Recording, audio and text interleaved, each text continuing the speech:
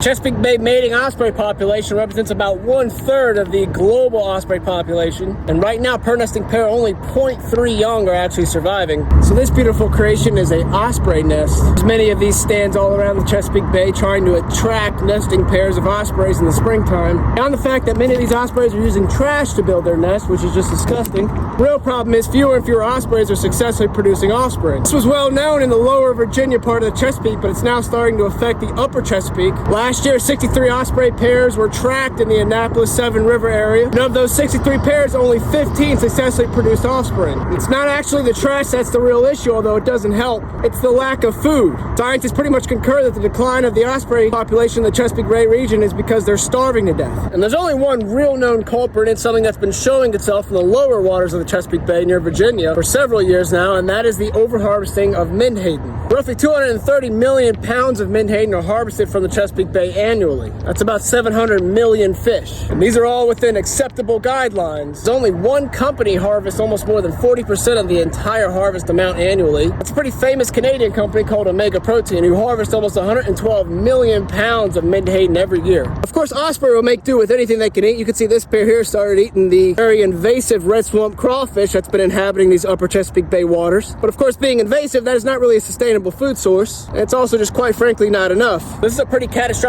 problem that needs to be talked about a lot more. Otherwise, we might start to lose our most treasured springtime visitor.